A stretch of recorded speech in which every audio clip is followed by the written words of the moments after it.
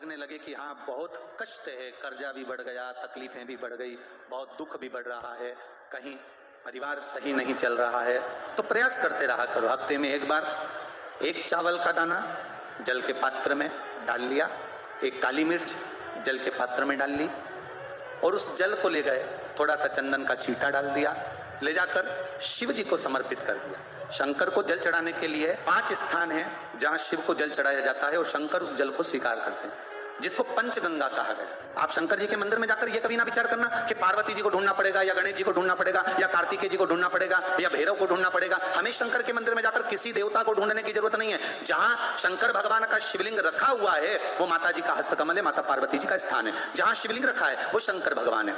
जहां जलाधारी है उस जलाधारी के पास में जहां पानी बहता है बीच में अशोक सुंदरी का स्थान है। जहां से पानी बह रहा है उसका राइट भाग वहां गणेश जी का स्थान है, लेफ्ट भाग कार्तिकेय जी का स्थान है। शंकर भगवान के ऊपर जो जल गिर रहा है वो शंकर भगवान की 5 लड़कियां जया, विषहरा, शामलीबारी, दौतली, देव, ये शंकर जी की 5 बेटियां ऊपर हैं। जहां से पानी बहकर उस निकासी से, जहां नाली बनी रहती है, पानी जहां से निकलकर बाहर मंदिर के जा रहा है वो 33 कोटि देवताओं का स्थान है। इसलिए सारे मंदिरों की परिक्रमा हो सकती है पर शंकर जी के मंदिर की परिक्रमा नहीं करते, क्योंकि वो जल जो जा रहा है वो 33 कोटि देवताओं का स्थान है, उसको हम लांग नहीं सकते। सबसे पहले शिव जी का जो जलाधारी है उसमें राइट भाग पर अपनी मनोकामना कर जल चढ़ाएं, फिर लेफ्ट भाग में चढ़ाएं रोग मुक्ति के लिए, अशोक सुंदरी की जगह पर चढ़ाएं, ये तीसरा स्थान। चौथा स्थान माता पार्वती जी का जो कटी भाग है जहां पर शिवलिंग रखा हुआ है उस भाग पर जल चढ़ाएं, चौथा भाग। 5वां भाग शंकर जी के ऊपर चढ़ाएं। ये 5 जगह पर जल क्रमवाइज चढ़ाएं। भगवान शिव की कथा कह रही है। शिव जी का एक नाम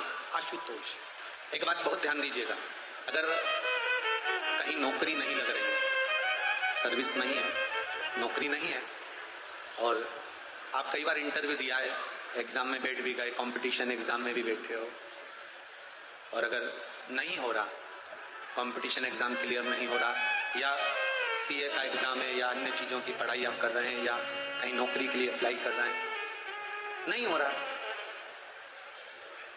5 शमी पत्र, कितने जम के बोलो जरा, 5 शमी पत्र, 5 बेल पत्र, 5 मूंग के दाने, काय के दाने, मूंग, 5 मूंग के दाने, 5 सफेद पुष्प, कोई भी सफेद पुष्प जो आपको मिल जाए, शिव जी को समर्पित कर कर 1 लोटा पानी नाम और गोत्र बोलकर, और जिस एग्जाम में बैठ रहा हो, जिस कंपटीशन एग्जाम में बैठ रहा हो उसका स्मरण कर कर आपको छोड़ना है। श्री शिवाय नमस्तुभ्यम, शंकर जी का स्मरण करना है।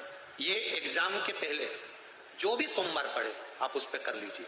बाबा चाहेगा तो नौकरी लगेगी, 3 महीने के अंदर बाबा दे ही देंगे, ये पक्का। बिल्कुल फ्री हो, नहीं कुछ काम चल रहा, कोई नया काम करने का सोच रहे हो, व्यापार करने का सोच रहे हो, या कुछ अच्छा करने का सोच रहे हो, नहीं हो रहा, उसके लिए भी आप ये कर सकते हैं। ये आप बाबा का स्मरण कर कर आप कर सकते। श्री शिवाय नमस्तुभ्यम। एक छोटा सा उपाय अवश्य करिए। अगर बच्चे कोई एग्जाम में बैठ रहे हैं या कंपटीशन एग्जाम है या नौकरी के लिए अप्लाई कर रहे हो, मान लो 4-6 महीने से बैठे हो, 8 महीने से बैठे हो, सर्विस नहीं है, नौकरी नहीं है, तो एक छोटा सा उपाय अवश्य करिए शिव महापुराण का।